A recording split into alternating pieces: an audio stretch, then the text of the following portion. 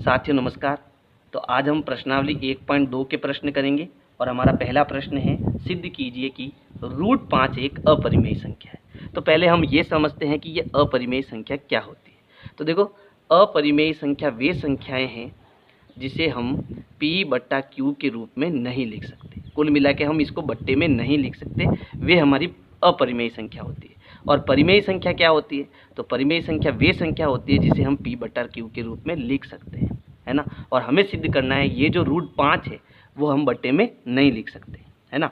तो हम एक गलत कल्पना करते हैं। इसको सिद्ध करने के लिए क्या करेंगे, एक गलत कल्पना करते हैं। और वो गलत कल्पना क्या करते हैं, माना √5 एक परिमेय संख्या है, तो मैं इसको क्या करता हूँ, परिमेय संख्या मान लेता हूँ, ठीक है। और जब ये एक परिमेय संख्या है, इसका मतलब मैं इसको P/Q के रूप में लिख सकता हूँ, है ना।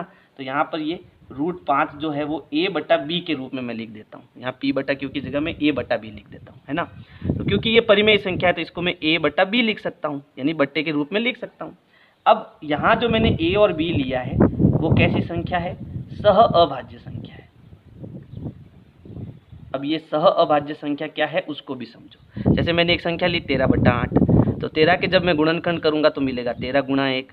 8 के अभाज्य गुणनखंड करूंगा तो मिलेगा 2 गुणा 2 गुणा 1, है ना। जब गुणा करूंगा वापस ये संख्याएं मिलेगी। अब यहाँ देखो, इसमें भी 1 है और इसमें भी 1 है ना। तो इसका मतलब ये दोनों संख्या हमारी क्या है, सह अभाज्य। क्योंकि इसकी परिभाषा क्या होती है, ऐसी संख्याएं जिनमें एक ही केवल उनमें उभयनिष्ठ गुणनखंड हो, इसके अलावा कोई भी उभयनिष्ठ गुणनखंड नहीं हो, वो हमारी क्या होती है, सह अभाज्य संख्या होती है। तो यहाँ मैंने A और B सह अभाज्य संख्या ली है, ठीक है। अब प्रश्न हम आगे करते हैं। अब हमें क्या करना है, ये जो बराबर के इस तरफ √5 है और इस तरफ A/B है, इस तरफ हमें दोनों तरफ वर्ग करना है। यानी बराबर के इस साइड में जो ये √5 है ना, इसका भी हमें वर्ग करना है, और ये A/B जो है इसका भी हमें वर्ग करना है। अब जैसे ही वर्ग करूंगा तो क्या होगा, ये तो है वर्ग और ये है वर्गमूल, तो वर्ग से वर्गमूल हट जाएगा और हमारा आंसर आएगा 5, ठीक है। यहाँ भी देखो A पर वर्ग है, B पर वर्ग है, तो जब इसका मैं वर्ग करूंगा तो यहाँ मुझे मिलेगा A⁴ B⁴ है ना। अब मैं क्या कर रहा हूँ, ये जो B⁴ है वो उस तरफ भेज रहा हूँ और ये 5 जो है वो इस तरफ भेज रहा हूँ। तो ये तो है भाग में, तो उधर ये 5 की जगह पर आ जाएगा, और ये है गुणे में, तो ये इधर भाग में बट्टे में आ जाएगा। यानी कुल मिला के B² जो है वो उधर चला जाएगा, है ना। 5 जो है वो नीचे आ जाएगा और A हमारा पहले से ऊपर है, A⁴ यहाँ आ जाएगा। ये बन जाएगा हमारा समीकरण नंबर 1। अब देखो समीकरण 1 हमें क्या कहता है, हमने प्रमेय 1.2 पढ़ी है। इंट्रोडक्शन वाली वीडियो में मैंने 1.2 बड़े अच्छे ढंग से समझाई है। अब ये प्रमेय क्या कहता है कि यहाँ पर A² जो है वो एक संख्या है और उसमें 5 का पूरा पूरा भाग जा रहा है। तो जब A² में 5 का भाग जा रहा है तो A में भी 5 का पूरा पूरा भाग जाएगा। ये प्रमेय 1.2 कहती है। अब इसको हम गणित से समझते हैं। देखो यहाँ पर मैं एक नंबर ले रहा हूँ 5, ठीक है। A बराबर मैंने कितना ले लिया, A बराबर मैंने ले लिया 5। तो 5 का मैं वर्ग करूंगा तो 5 का वर्ग मतलब क्या हो गया, 5 × 5। तो 5 × 5 मतलब कितना हो गया, 25। तो यहाँ A का वर्ग मतलब कितना आ गया, 25। यानी 25 में मुझे 5 का भाग देना है। तो 25 के गुणनखंड हो गए 5 × 5/5। तो 5 से 5 कटा, हमारा उत्तर कितना आ गया, 5। यानी 5 का पूरा पूरा भाग गया। तो जब A² में 5 का पूरा पूरा भाग गया तो A में भी तो 5 का भाग जा रहा है, क्योंकि A हमने क्या माना, 5 माना, और 5 के गुणनखंड होते हैं 5 × 1, फिर 5 का भाग दिया, 5/5 कितना आ गया, 1 आ गया, है ना। तो हमें जो प्रमेय 1.2 पढ़ी है वो ये कहती है समीकरण 1 से कि चूंकि जो 5 है वो A² को क्या करता है, विभाजित करता है, इसलिए 5 A को भी विभाजित करेगा, ठीक है। अच्छा, ये हमें कहाँ से पता चला, प्रमेय 1.2 से पता चला। अब हम प्रश्न को थोड़ा आगे करते हैं इसको। अब हम क्या कर रहे हैं, देखो हम क्या लिख रहे हैं यहाँ, 5 A को विभाजित करेगा।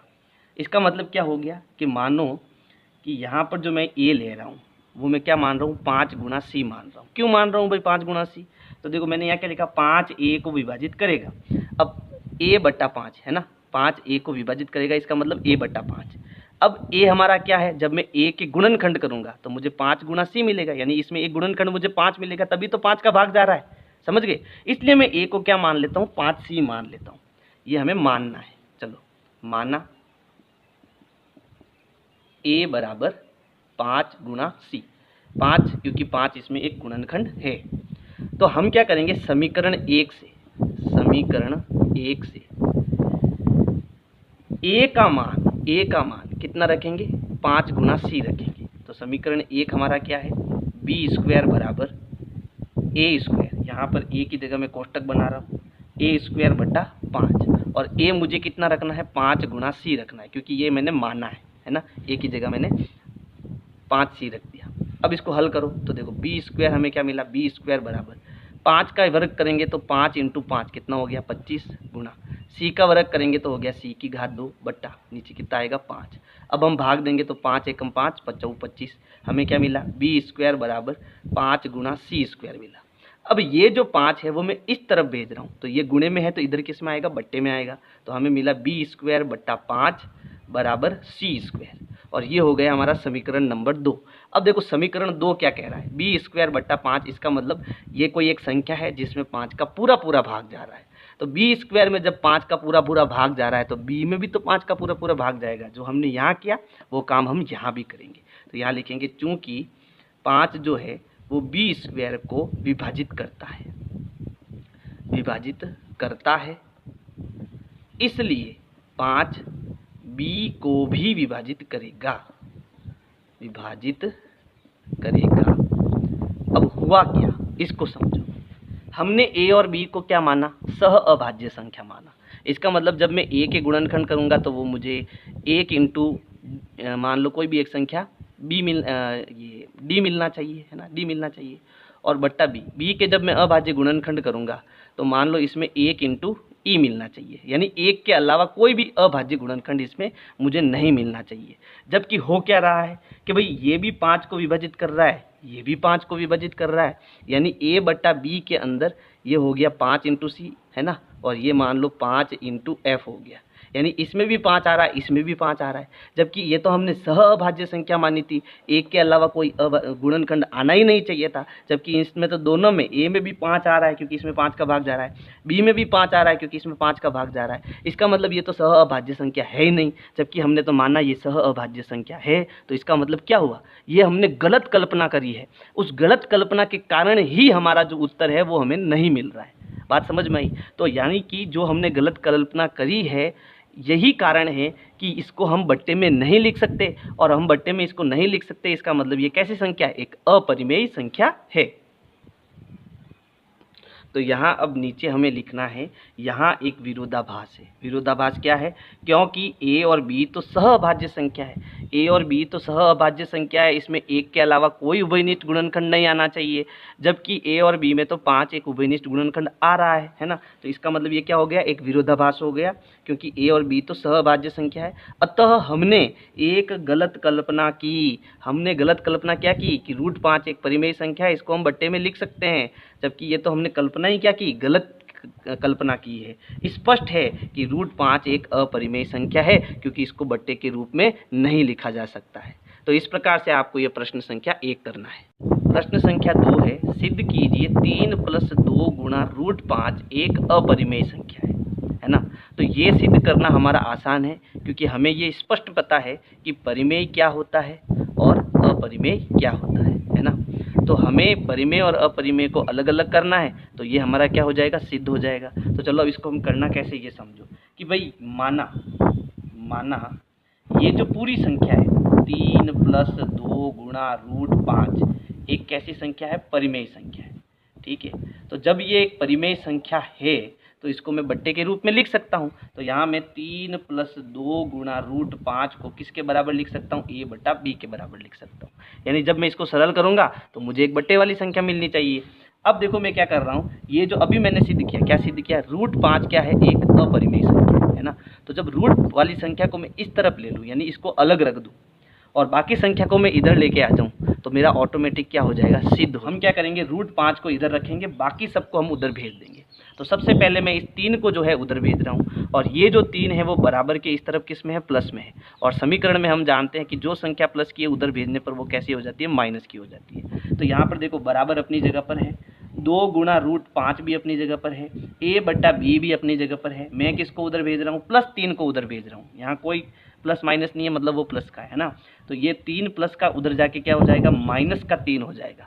और 3 सिर्फ अकेली संख्या के नीचे में क्या लगा सकता हूँ? बट्टा 1 लगा सकता हूँ। तो क्योंकि ये बट्टे की है तो इसको भी बट्टे की बनाना पड़ेगा। ये हो गया हमारा 3/1, यानी a बट्टा b में से मुझे 3/1 को क्या करना है? घटाना है। और बट्टे वाली संख्या को घटाते कैसे हैं? लसअप से। अब कैसे करना है इसको आगे समझो। तो ये हो गया 2 गुणा √5 बराबर, इनका क्या लेंगे? लसअप। कैसे लेना है?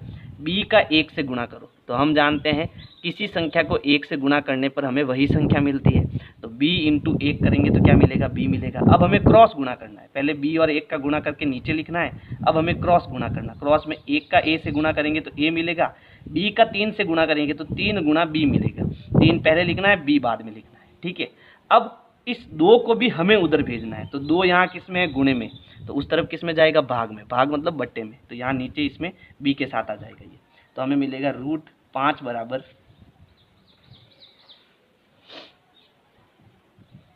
√5 बराबर, ये 2 नीचे आ गया तो ये मिल गया 2 गुणा b, है ना। ये 2 नीचे आ गया और यहाँ ऊपर क्या है? a - 3 गुणा b है, ठीक है। अब देखो यहाँ पर हमने सिद्ध किया √5 क्या है? अपरिमेय संख्या है। और बराबर के इस तरफ ये वाली संख्या हमारी क्या है? परिमेय संख्या है। ये परिमेय संख्या क्यों है? तो इसको समझो। मान लो a बट्टा b जो है, यहाँ पर मैं संख्या ले लेता हूँ।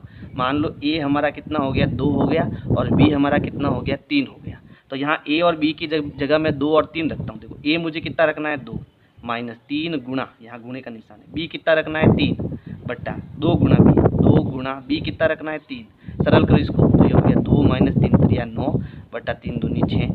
सरल करेंगे तो 9 में से 2 गया तो बचा -7, क्योंकि माइनस का बड़ा है तो माइनस में आएगा, -7/6। और ये हमारी कैसी संख्या है? परिमेय संख्या है। तो कुल मिला के जब इसको मैं सरल करूँगा तो मुझे ये वाली संख्या क्या मिलेगी? परिमेय मिलेगी, है ना। और अभी हमने सिद्ध किया ये कैसी संख्या है? अपरिमेय संख्या है ना। तो इस तरफ तो अपरिमेय है, इस तरफ परिमेय है, तो इसका मतलब ये भी क्या हो गया? विरोधाभास हो गया। तो यहाँ लिखेंगे यह एक विरोधाभास है, यह एक विरोधाभास है, विरोधाभास है, क्योंकि अपरिमेय कभी परिमेय के बराबर नहीं होता है, ठीक है। ये क्या हो गया? हमारा अपरिमेय हो गया, ठीक है। यहाँ अपरिमेय कर देना। और ये हमारा ये इसके बराबर आ रहा है, ये क्या है? परिमेय। तो अपरिमेय और परिमेय कभी बराबर नहीं होता है। अतः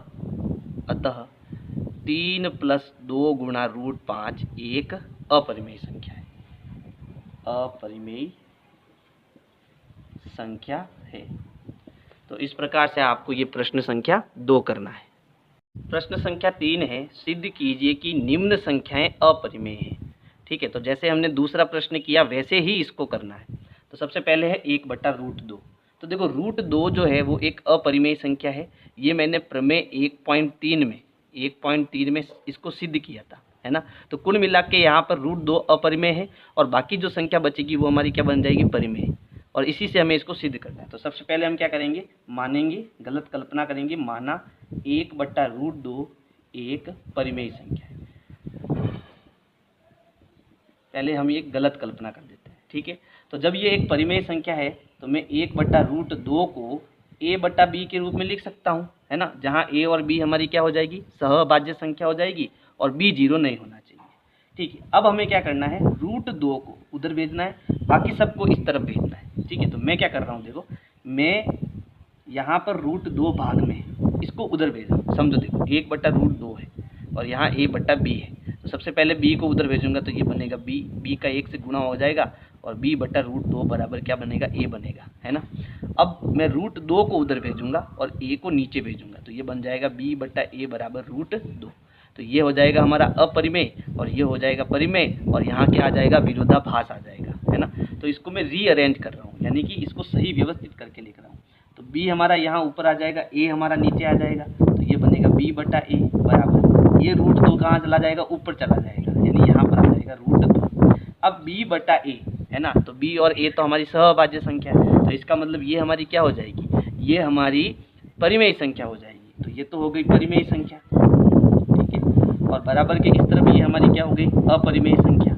और परिमेय संख्या और अपरिमेय संख्या कभी बराबर नहीं होती है ना। तो यहाँ पर क्या आ गया, विरोधाभास आ गया, विरोधाभास आ गया। अतः 1/√2 एक कैसी संख्या है, अपरिमेय संख्या है, अपरिमेय संख्या है। ये हमारा क्या हो जाएगा, आंसर हो जाएगा। अब हम सेकंड वाला करते हैं। तो देखो सेकंड है, हमें सिद्ध करना है 7 × √5 क्या है, एक अपरिमेय संख्या। तो √5 हमने सिद्ध किया कि ये एक अपरिमेय संख्या है। तो चलो पहले हम गलत कल्पना करते हैं, माना 7 × √5 एक परिमेय संख्या है ना, परिमेय संख्या है। तो जब ये परिमेय संख्या है तो 7 × √5 को मैं किसके बराबर लिख सकता हूँ, a/b के बराबर लिख सकता हूँ, जहाँ a b हमारी क्या संख्या है, सह अभाज्य संख्या है। ठीक है, अब मुझे √5 इधर रखना है, बाकी सबको इधर भेजना है। तो यहाँ तो केवल 7 गुणे में है, तो वो किस में आएगा, भाग मतलब बट्टे के नीचे आएगा। तो 7 यहाँ b के साथ गुणे में आ जाएगा, तो हमें मिलेगा √5 बराबर a अपनी जगह पर है, 7 नीचे आ जाएगा तो 7 × b बन जाएगा। ठीक है, अब जब इसको हम सरल करेंगे तो हमें एक परिमेय संख्या ही मिलनी है। तो ये हमारी हो गई अपरिमेय, ये हो गई परिमेय, तो कभी बराबर नहीं होगी, इसलिए ये क्या हो जाएगा, विरोधाभास हो जाएगा। तो ये तो हमारी क्या हो गई, अपरिमेय संख्या हो गई। ठीक है, और ये हमारी क्या हो गई, परिमेय संख्या हो गई। और अपरिमेय परिमेय कभी बराबर नहीं होता है। अतः 7 × √5 एक अपरिमेय संख्या है। देखो बहुत सरल है, बस आपको बराबर के इधर एक परिमेय बनानी है और इधर अपरिमेय बनानी है, कुछ नहीं करना है इसमें। चलो अब हम तीसरा वाला थर्ड कर लेते हैं, ये भी आसान है। तो सबसे पहले हम गलत कल्पना करेंगे, माना 6 + √2 एक परिमेय संख्या है। ठीक है, परिमेय संख्या है। तो जब ये परिमेय संख्या है तो इसको हम a/b के रूप में लिख सकते हैं। तो 6 + √2 किसके बराबर आएगा, a/b के बराबर आएगा, जहाँ a b हमारी क्या हो जाएगी, सह अभाज्य संख्या हो जाएगी। अब हमें √2 को इधर रखना है, 6 को उधर भेजना है। तो √2 यहीं रहेगा, a/b भी अपनी जगह पर, 6 उधर जाएगा तो प्लस का उधर जाके क्या हो जाएगा, माइनस हो जाएगा। 6 को हम 6/1 भी लिख सकते हैं। तो √2 बराबर, अब इनका लसअप लेंगे तो b का 1 से गुणा करेंगे तो नीचे b आएगा, 1 का a से गुणा करेंगे तो a आएगा, b का 6 से गुणा करेंगे तो 6 × b आएगा। जब इसको सॉल्व करेंगे तो हमें एक बट्टे वाली संख्या मिलेगी, यानी ये तो हमारी क्या हो गई, अपरिमेय हो गई, और ये पूरी संख्या हमारी क्या हो गई, परिमेय हो गई, है ना। और अपरिमेय परिमेय कभी बराबर नहीं होता। अतः 6 + √2 एक अपरिमेय संख्या है। तो इस प्रकार से आपको प्रश्न संख्या 3